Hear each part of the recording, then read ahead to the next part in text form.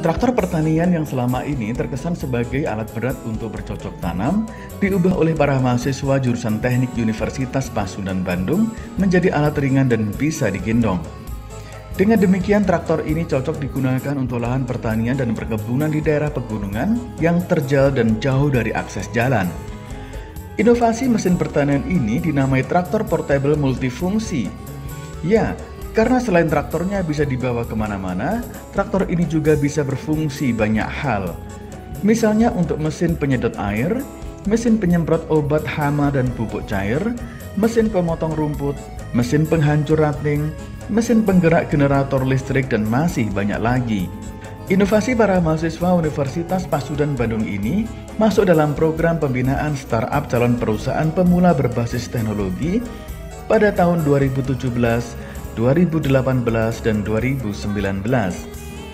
Semenjak dikembangkan, tak kurang 300 traktor sudah dibuat dan didistribusikan ke sejumlah daerah untuk mengolah lahan di daerah pegunungan dan terkendala akses jalan.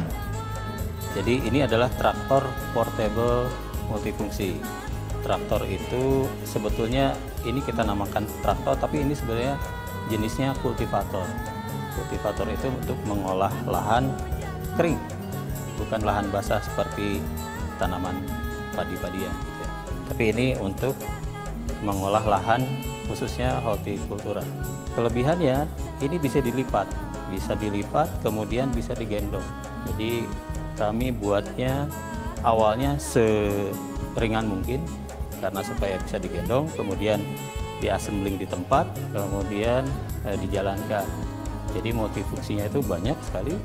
Salah satunya ini untuk pencacah, kemudian ada lagi untuk penyemprot hama gitu ya. Ada lagi untuk pompa air, sebagai pompa air. Kalau di lahan tertentu tidak ada listrik, susah untuk menggunakan pompa air. Nah, alat ini bisa berfungsi sebagai pompa air. Risetnya tahun 2015. Tahun 2015, 2016 itu riset awalnya. Itu kira-kira sudah dibuat 20 unit mungkin ya, 2015-2016.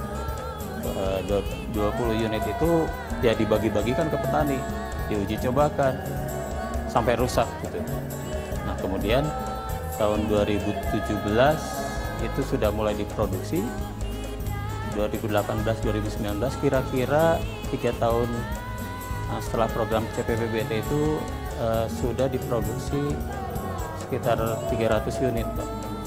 Ya, jadi alat ini cukup ini ya, surprise ya, karena ini alat kecil yang portable yang multifungsi.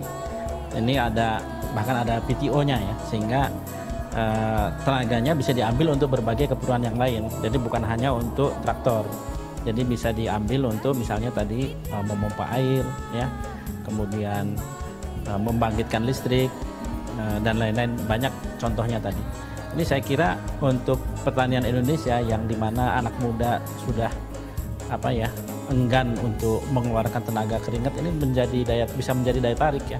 Karena pertanian itu tidak lagi identik dengan kerja kasar ya, tetapi kerja pintar, kerja cerdas dan terampil ya.